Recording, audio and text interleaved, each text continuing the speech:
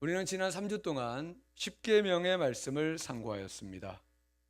십계명은 우리를 향한 하나님의 사랑 고백이다라고 했습니다. 내가 너희를 이토록 사랑하니 너희도 나를 사랑하라는 것입니다. 또 내가 너희를 이토록 사랑하니 너희도 이웃을 사랑하라는 것입니다.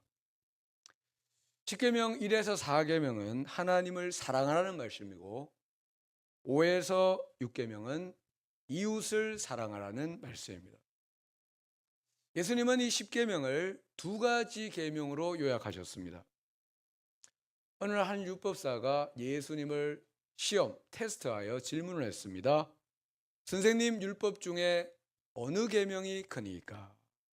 예수님께서 네 마음을 다하고 목숨을 다하고 뜻을 다하여 주 너의 하나님을 사랑하라 하셨으니 이것이 크고 첫째 되는 계명이요 둘째도 그와 같으니 너의 이웃을 너 자신과 같이 사랑하라 하셨으니 이 두 계명이 올 율법과 선지자의 강령이니라 하고 있습니다. 여러분, 하나님을 마음을 다하고 목숨을 다하고 뜻을 다하여 사랑한다면 십계명 1에서 4계명은 당연히 지키게 되어 있습니다. 그렇죠? 네. 하나님을 그렇게 사랑하는데 우상을 사랑할 리가 없는 것입니다.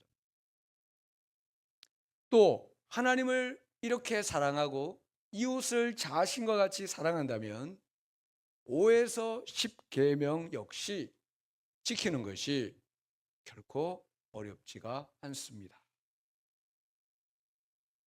여러분, 살인하는 게 쉽습니까? 도둑질하는 거 쉽지 않습니다. 그렇게 하고 싶은 마음도 없습니다.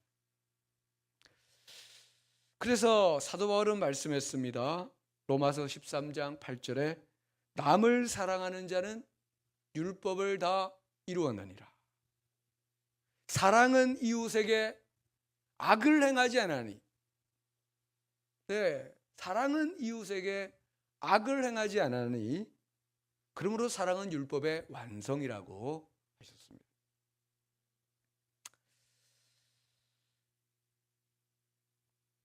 그런데 여러분, 이웃을 나 자신과 같이 사랑하는 것이 어떻게 쉬운 일입니까? 네, 쉽지 않습니다. 어렵습니다. 이기적인 우리 인간의 본성으로는 사실 불가능합니다. 어떻게 다른 사람을 나와 같이 사랑할 수가 있겠습니까? 그럼 우리가 이웃을 나 자신같이 사랑할 수 있는 이 사랑은 어디서 오는 것이냐? 우리 안에서 나오는 건 아닙니다. 요한일서의 이 사랑의 출처가 잘 드러나 있습니다. 요한일서 4장 7절에 사랑하는 자들아 우리가 서로 사랑하자. 사랑은 하나님께 속한 것이니. 여기 속한이라는 단어 에크는 무엇으로부터 나온이라는 뜻입니다. 사랑은 하나님께로부터 오는 것이다. 이 사랑은 우리한테서 나오는 게 아닙니다. 하나님으로부터 오는 것입니다. 사랑하는 자마다 하나님으로부터 나서 하나님을 알고 사랑하지 아니하는 자는 하나님을 알지 못하나니 이는 하나님은 사랑이시니라. 사랑은 여기 있으니 우리가 하나님을 사랑한 것이 아니요 하나님이 우리를 사랑하사 우리 죄를 속하기 위하여 화목제물로 그 아들을 보내셨음이라. 사랑하는 자들아 하나님이 우리를 이같이 사랑하셨은즉 하나님이 우리를 이같이 사랑하셨은즉 우리도 서로 사랑하는 것이 마땅하도다. 이건 마땅한 것입니다. 사랑하는 성도 여러분, 우리가 하나님을 사랑하고 이웃을 사랑할 수 있는 이유는 딱 하나입니다. 우리가 이런 하나님의 사랑을 받았기 때문입니다. 이런 사랑을 받은 적이 없다면 사랑할 수가 없습니다. 근데 받았기 때문에 우리 안에 하나님의 사랑이 부어졌고 우리 가슴 속에 하나님의 사랑이 들어와 있기 때문에 사랑할 수 있다는 것입니다. 여러분 안에 하나님의 사랑이 들어와 있습니다. 믿으십니까? 예, 여러분 안에 하나님의 사랑이 들어와 있습니다. 그럼 우리는 이 사랑으로 하나님을 사랑하고 이웃을 사랑할 수 있다. 그런 여러분 다 되시기를 주의 이름으로 축복합니다. 십계명은 시내 산에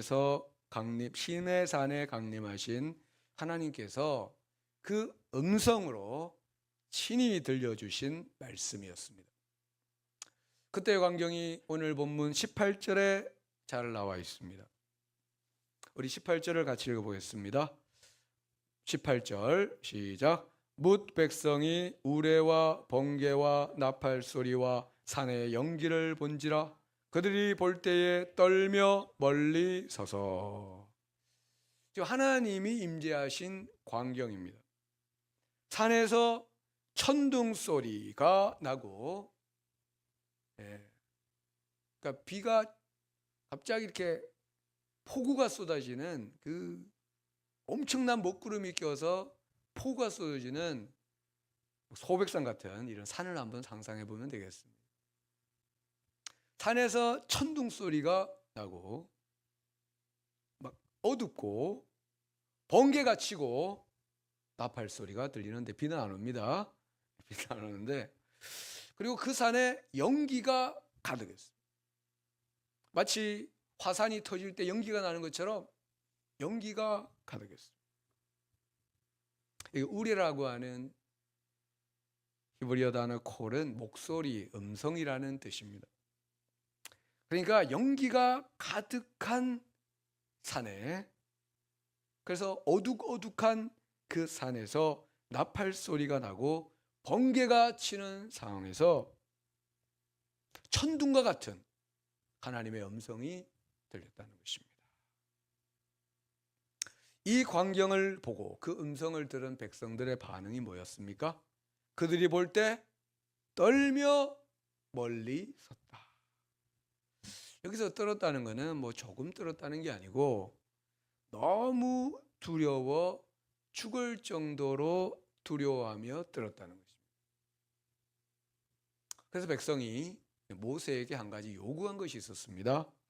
19절 말씀, 모세에게 이르시되 당신이 우리에게 말씀하소서 우리가 들으리이다. 하나님이 우리에게 말씀하지 말게 하소서 우리가 죽을까 하나이다. 그러니까 중보자 없이 하나님의 직접적인 말씀을 들을 때 사람들은 우리가 다 죽게 되었습니다 라고 하면서 두려워 떨었던 것입니다. 하나님이 말씀하지 말게 하시고 당신이 말씀해 주십시오. 다시 말하면 모세 당신이 하나님과 우리 사이에 중보자가 되어 주십시오 라는 간구였습니다. 그래서 이때부터 하나님께서는 직접 말씀하시지 않았습니다. 중보자 모세를 통해서 말씀했어요. 하나님은 모세에게 말씀하시고 모세가 백성에게 그 말씀을 전했던 것입니다. 여러분, 죄인된 우리 인간은 중보자 없이 하나님을 직접 대면할 수가 없습니다. 하나님을 대면하면 중보자 없이 하나님의 말씀을 직접 들으면 우리는 죽을 수밖에 없는 것입니다. 그래서 하나님께서는 중보자를 세우셨습니다. 출애굽 백성을 위해서는 누구를 세웠습니까? 모세를 세웠습니다. 그리고 새 언약의 백성들을 위해서는 완전하시고 영원하신 중보자, 유일하신 중보자 하나님의 아들 예수 그리스도를 세워주셨습니다. 디모데전서 2장 5절, 하나님은 한 분이시요 또 하나님과 사람 사이에 중보자도 한 분이시니, 유일하신 중보자 곧 사람이신 그리스도 예수라. 사람이 되신 그리스도 예수, 유일한 중보자라고 말씀하고 있습니다. 그래서 누구든지 예수님을 믿는 자는 중보자 예수님을 통해, 길과 진리와 생명 되신 예수님을 통해 하나님께 나아갈 수 있습니다. 예수님 없이는 아무도 못 나갑니다. 중보자 없이는. 그런데 이 예수님을 통해서, 중보자를 통해서 우리는 하나님 앞에 나아가게 되었다는 것이죠. 오늘 우리는 목요 기도회를 드리고 있습니다. 목요 기도를 드리고 있는데, 우리가 이렇게 하나님 앞에서 찬양할 수 있는 이유 뭡니까? 중보자가 계시기 때문에. 중보자가 없으면 찬양할 수도 없습니다. 우리가 이렇게 말씀을 들을 수 있는 이유, 중보자 예수님이 계시기 때문입니다. 우리가 하나님께 기도할 수 있는 이유, 중보자 예수님이 계시기 때문에. 우리는 예수님의 이름으로 기도할 수 있게 되었습니다. 성도 여러분, 살면서 억울하고 아픈 일이 있습니까? 힘들고 어려운 일이 있습니까? 하나님의 도우심이, 전능하신 하나님의 도우심이 꼭 필요하십니까? 오늘 밤 중보자 예수님을 통해서 예수님과 함께 하나님 앞에 나아가시기를 바랍니다. 우리의 이름으로는 나갈 수 없습니다. 그러나 우리를 위해 죽으시고 부활하신 예수님의 이름으로는 나아갈 수 있습니다. 그러므로 오늘 밤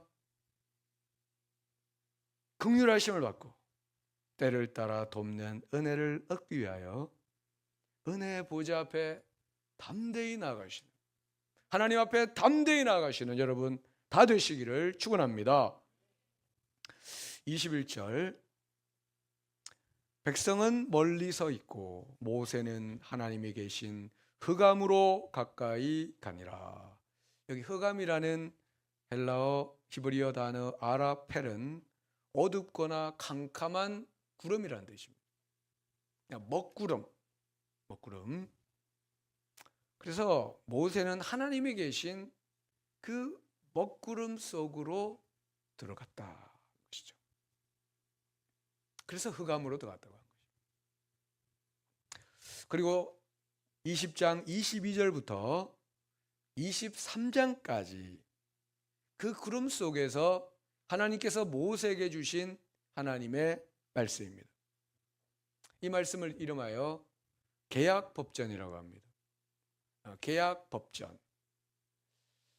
우리나라에도 헌법이 있고 법률이 있는 것처럼 이 계약을 맺는 법전이 있는데, 그게 바로 20장에서 23장까지 말씀이고요. 그리고 이제 24장에 가면은 계약을 맺게 됩니다. 그래서 앞에 우리가 십계명을 주셨고, 십계명은 언약의 말씀의 대표 말씀이고, 그리고 이 계약법전은 십계명을 구체적인 사항에 적용하는 시행 세칙이라고 할 수가 있겠습니다. 먼저 오늘 본문 22장에서 26절은 하나님의 사랑, 곧 하나님을 우리가 어떻게 섬겨야 할지에 대한 말씀입니다. 우리 22절과 23절 같이 읽어보겠습니다. 여호와께서 모세에게 이르시되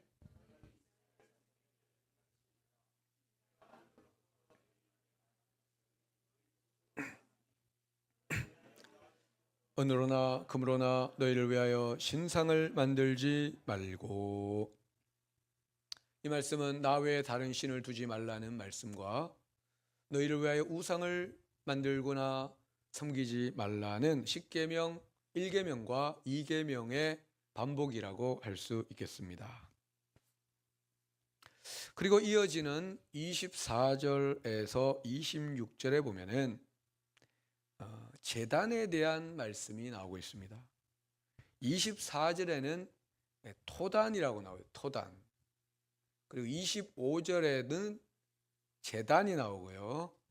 그 다음에 26절에는 또 제단이 나오고 있습니다. 그러니까 십계명 다음에 주신 말씀은 제단에 대한 말씀이었습니다.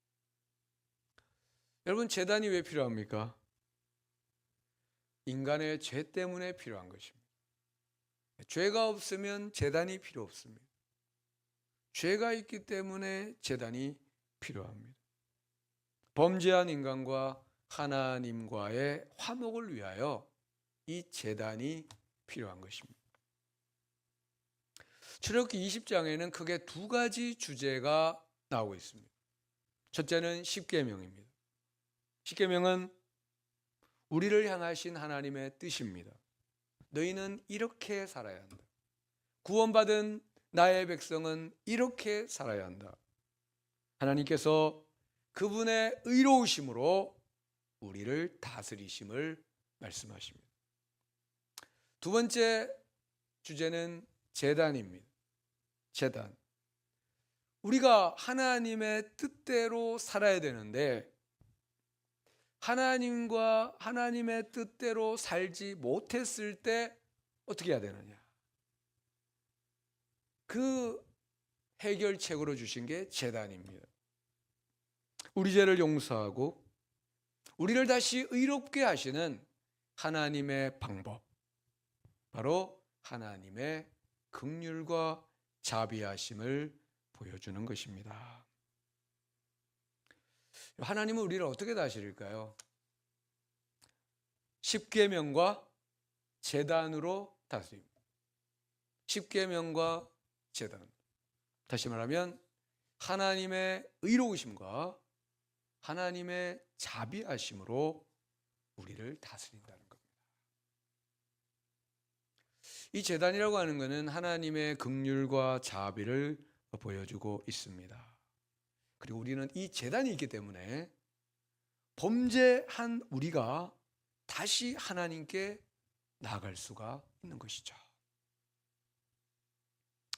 그리고 이 제단에 대한 말씀은 우리가 자비의 하나님께 어떤 마음으로 나가야 되는지를 보여주고 있습니다.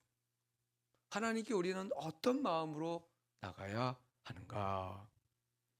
24절의 말씀을 보면 내게 토단을 쌓고 그 위에 네 양과 소로 너의 번제와 화목제를 드리라. 내가 내 이름을 기념하게 하는 모든 곳에서 내게 임하여 복을 주리라. 하나님께서 하나님께 어떤 제단을 쌓으라고 했습니까? 토단을 쌓아라. 다시 말하면 흙으로 제단을 쌓으라는 것입니다. 당시 주변 나라들은 그들의 신을 위하여 금이나 은이나 동이나 또는 잘 다듬은 돌로 제단을 쌓았습니다. 그래야 되지 않겠습니까? 그런데 하나님은 흙으로 제단을 쌓아라. 흙이 제일 안 좋은 거 아닙니까? 예. 지도원하신 하나님을 섬기는 제단치고는 너무나 초라한 제단입니다. 흙으로 무슨 제단을 쌓겠습니까? 우리 강대상을 흙으로 이렇게 만들었다면 물론 뭐 도자기를 이쁘게 구우면은 괜찮겠지만 흙으로 이렇게 막 빚어가지고 막 하면 별로지 않습니까? 근데 하나님은 흙으로 제단을 쌓으라고 했습니다. 이유가 뭘까요? 여기에는 어떤 영적인 의미가 있는데 우리 인간은 뭐로 만들어졌습니까? 땅의 흙으로 만들어졌습니다. 땅의 흙은 언제 비옥해집니까? 언제 비옥해집니까? 그 흙이 자신을 갈아엎는 손길, 쟁기를 받아들일 때 비옥해집니다. 우리 교인 성도님 중에 농사 지으시는 분도 계시죠? 네. 지금 딱딱하게 굳어있고 얼어있는 이 땅을 땅이 어떻게 하면 옥토가 됩니까? 이 땅이 쟁기를 받아들일 때 트랙터로 막 이렇게 해야지 비옥해지지 않습니까? 사람의 마음은, 우리의 마음은 언제 옥토가 됩니까? 우리 마음을 갈아엎으시는 하나님의 손길을 받아들일 때 옥토가 되는 것입니다. 우리는 어떤 마음으로 하나님께 나아가야 될까요? 흙과 같은 마음입니다. 흙과 같은 마음. 자신을 하나님의 손에 완전히 맡기는, 하나님께서 나의 인생을 갈아엎어 주십시오라는 그런 심령으로 나아가야 한다는 것입니다. 찬송가 549장의 가사처럼 내 주여 뜻대로 행하시옵소서. 온몸과 영혼을 다 주께 드리니 이 세상 고락간 주인도 하시고 날 주관하셔서 뜻대로 하소서. 나는 내 뜻대로 하겠습니다. 내 뜻은 절대로 못 바꿉니다가 라는 이런 돌 같은 마음이 아니라 주님의 뜻에 나를 맡깁니다. 내 주여 뜻대로 행하시옵소서. 흙과 같은 마음, 가난하고 겸손한 마음으로 하나님께 나가야 한다는 말씀입니다. 또 어떤 마음으로 나가야 합니까? 정직한 심령으로 나가야 됩니다. 25절의 말씀, 네가 내게 돌로 제단을 쌓거든 다듬은 돌로 쌓지 말라. 네가 정으로 그것을 쪼면 부정하게 함이니라. 그러니까 제단을 쌓을 때 다듬지 않은 돌, 그냥 이렇게 굴러다니는 돌, 그 자연석 그대로 제단을 쌓으라는 것입니다. 여러분, 우리가 건축을 할 때 자연석 그대로 사용하는 경우가 잘 없습니다. 다 이렇게 깎아가지고 갈아가지고 대리석으로 탁 해가지고 하는데, 자연석 그대로 쌓으면 너무나 볼품이 없는 것입니다. 근데 하나님은 다듬지 않은 자연석 그대로 제단을 쌓으라고 했습니다. 무슨 뜻입니까? 자신을 포장하지 말고, 자기를 하나님 앞에 포장하지 말고, 외식하지 말고, 겉모양을 꾸미지 말고 있는 모습 그대로 하나님께 나오라는 겁니다. 다듬지 않은 심령, 있는 모습 그대로 하나님 앞에 나오라. 왜냐하면 하나님은 우리의 겉이 아니라 우리의 중심을 보시기 때문입니다. 찬송가 214장의 가사처럼 내 모습 이대로 주 받아주소서. 날 위해 돌아가신 주 날 받아주소서. 죄가 있으면 죄 있는 그대로. 어떤 분은 교회라 그러면 담배 끊고 오겠습니다. 그럴 필요 없어요. 담배 피는 그대로 오시면 됩니다. 그냥 있는 모습 그대로. 뭐 술 마시면 술 마시는 그대로. 뭘 해결하고 오려고 하면 안 돼요. 그냥 있는 모습 그대로 오셔야 됩니다. 분노와 원망이 있다면 있는 그대로, 인생에 문제가 있다면 그 문제를 다 싸가지고, 그거 놔두고만 안 됩니다. 다 싸가지고 하나님 앞에 나오라는 것입니다. 주님 우리의 정직한 모습 그대로를 다 받아주시고, 주님께서 우리의 그 모든 것을 새롭게 하시고 우리의 모든 문제를 해결해 주실 줄로 믿습니다. 마지막 26절을 보면요, 너는 층계로 내 제단에 오르지 말라. 네 하체가 그 위에서 드러날까 함이니라.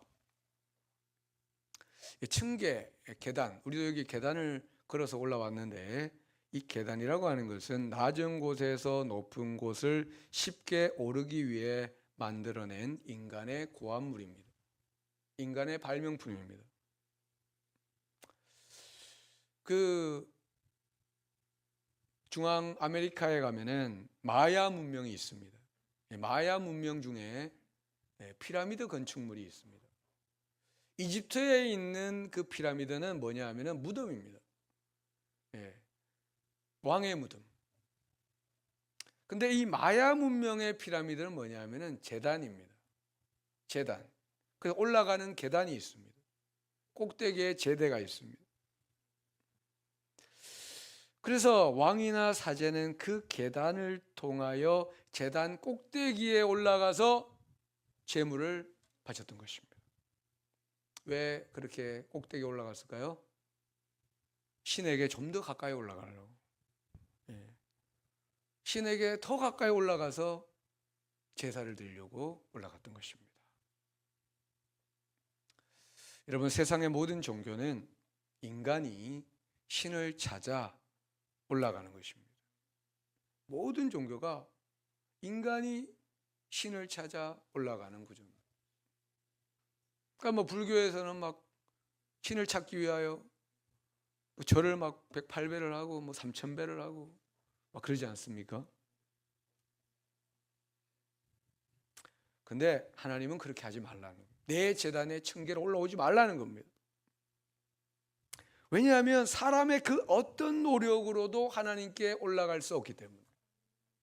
하나님과 우리는 하늘과 땅 차이여서 아무리 올라가려고 해도 올라갈 수가 없습니다. 하나님께로 올라가려는 모든 인간의 노력은 자신의 수치만 드러낼 뿐입니다. 너희는 내게 올라오려고 노력하지 말라. 그런데요, 인간은 하나님께 올라갈 수 없을지라도 하나님께서 우리에게 내려오셨습니다. 하나님께서 그의 아들 예수 그리스도 안에서 죄인을 위해 온 힘을 다해 이 땅에 내려오셨습니다. 빌립보서 2장 6절에서 8절, 그는 근본 하나님의 본체시나 하나님과 동등됨을 취할 것을 여기지 아니하시고 오히려 자기를 비워 종의 형체를 가지사 사람들과 같이 되셨고 사람의 모양을 나타나사 자기를 낮추시고 죽기까지 복종하였으니 곧 십자가에 죽으심이라. 예수님께서 온 힘을 다해 우리를 찾아 내려오셨기 때문에, 우리를 위해 죽기까지 십자가에서 복종하셨기 때문에 우리가 구원을 받게 되었습니다. 사랑하는 성도 여러분, 주님이 우리를 찾아오셨기 때문에 우리가 구원을 받았는데요, 이 예수님은 지금도 이 땅에 잃어버린 영혼들을 찾아오고 계십니다. 그리고 누구든지 이 예수님을 믿는 자는 구원을 받게 됩니다. 우리 주님은 지금도 세상 모든 민족을 구원하기 위해 쉬지 않고 일하고 계시고, 그 주님의 구원 사역에 우리를 초청하고 있습니다. 이 주님의 부르심, 이 사명에 온전히 순종하는 우리 모두가 되기를 소망합니다. 우리 찬양하고 기도하겠습니다. 세상 모든 민족이 구원을 얻기까지 쉬지 않으시는 하나님, 주의 심장 가지고 우리 이제 일어나 주 따르게 하소서.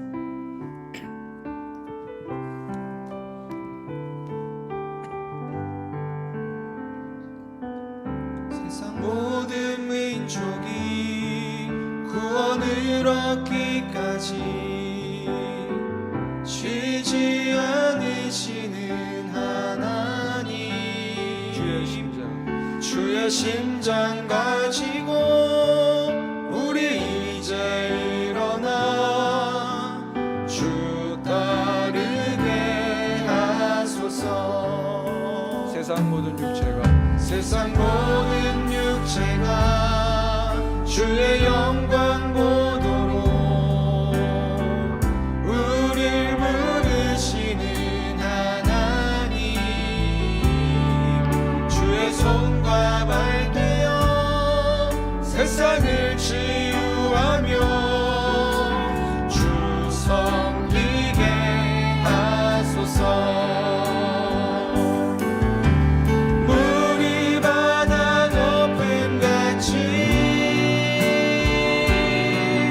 여호와의 영광을